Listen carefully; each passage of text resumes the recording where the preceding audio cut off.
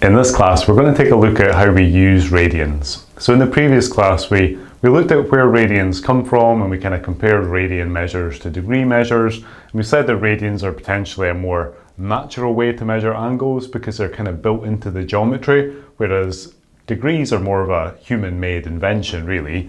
But we're never going to start reconceptualizing the world in radians. We're only going to use radians in trigonometry class. That's the reality, but we do need to use them because they come up a lot in trigonometry.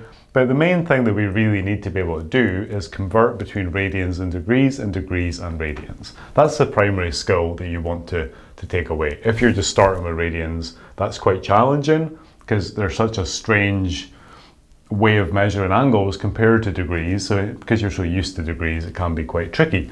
But anyway, in the previous class, we concluded that 180 degrees is equivalent to pi radians. Okay, so if you're measuring half of a circle in terms of, or even the angle in a straight line, if you're measuring that 180 degrees in terms of degrees, then it's obviously 180, and in radians it would measure to be pi radians.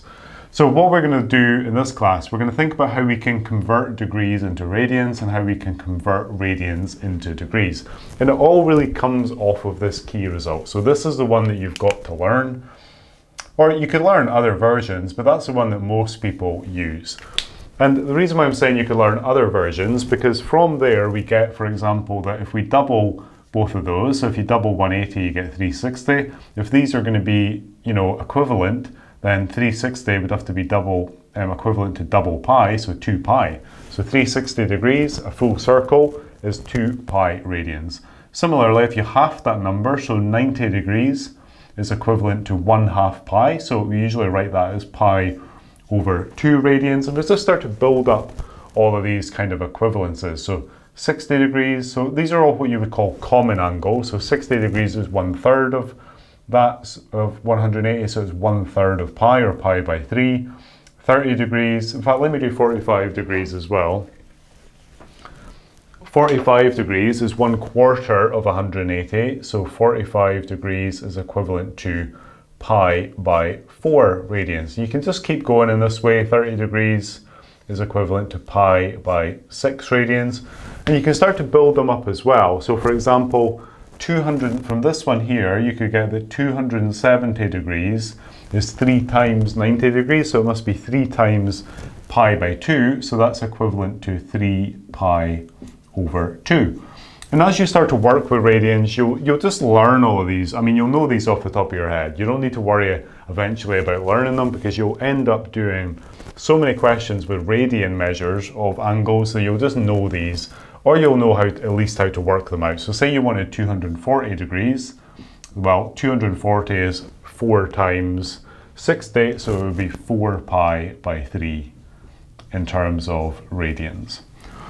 Okay, so we're just using these equivalences, and it's those equivalences that we use to work out the conversions between degrees and radians. Now, I refer to these as all common angles. So common angles are basically multiples of 30, 45, or 60 degrees.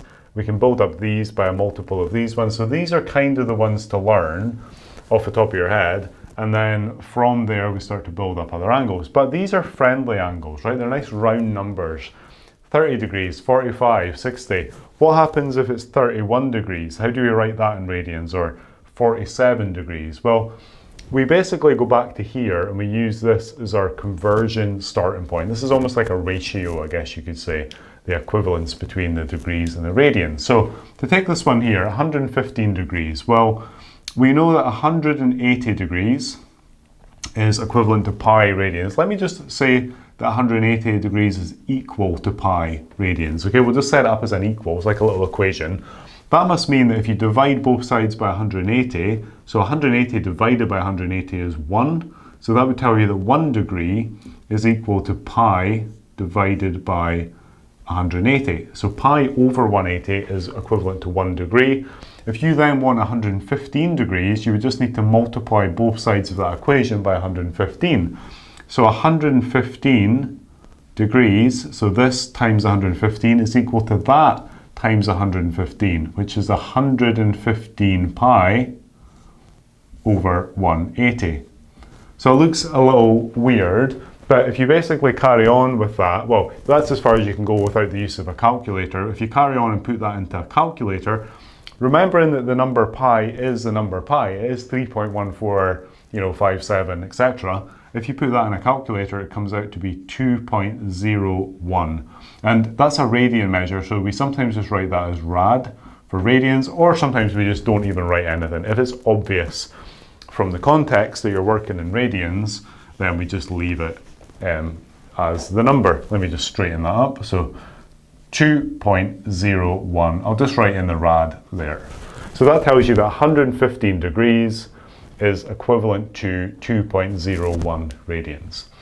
Okay, we could do a similar thing here. In fact, we could skip some of the working because if we know that's going to be true every time, you could even, I suppose, try and learn that one as an equivalence.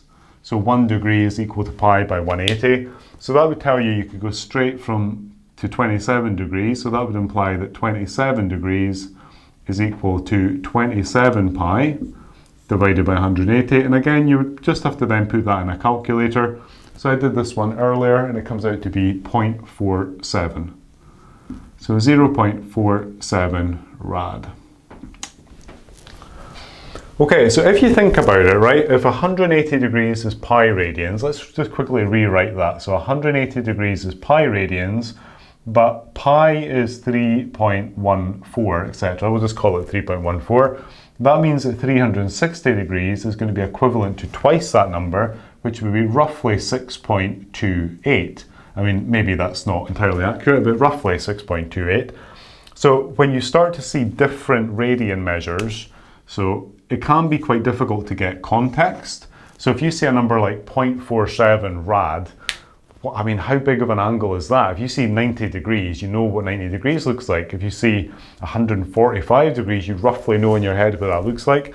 How do you kind of start to get a feel for how these look? Well, maybe just knowing that the range up to one full circle, which is 360 degrees, would take you up to about 6.28 radians. That can be helpful. So knowing that half of a circle is about 3 radians, a full circle is about 6 point something radians, that puts these numbers into some kind of context, I think. Okay, right, so let's have a look at going the other way. Let's say we're starting off with radians. So we'll go back to our kind of initial equivalence. So we're saying that pi radians is equivalent to, so we'll set it up as equal to 180 degrees. Dividing both sides by pi this time, we would get 1 radian is equal to 180 degrees over pi. Okay, so just the other way around. So instead of pi by 180, it's 180 by pi. We want 1.9 radians, so we have to multiply both sides by 1.9, and that would give us that 1.9 rad is equal to 180 times 1.9 divided by pi. Now, if you think about 1.9 rad, where does that figure compare to these? Well, it's less than that one there, which means it should be an angle less than 180. And in fact, it's not a million miles away from being half of that there. So we're maybe looking at somewhere between 90 and 180 degrees. I worked this one out earlier and it comes out to be 108 degrees. 108.9, I think it is, degrees. Okay, so that would be that number there, measured in radians, as an angle measured in degrees. So the key takeaway without doubt from this class is really making this your starting point.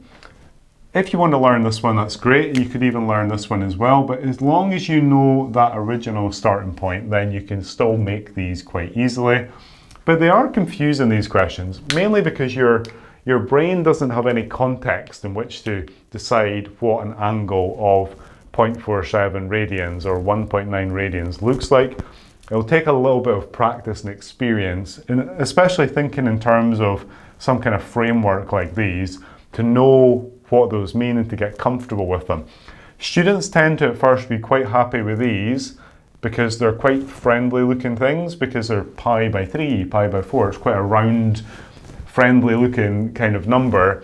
When they become decimal radians, we tend to get a little bit less happy with them, just because we don't really have as much context to put them into. Radians are really important in trigonometry, and they're important in other topics in math class as well. You'll see them a lot in the future. So it's worth spending a bit of time getting comfortable with them now. Because if you don't, even though they are a little bit icky, if you don't get comfortable with them now, they're just going to keep coming back and cause more ickiness in the future. So yeah, spend a bit of time making sure that that makes sense, and definitely work a few practice questions using this conversion technique.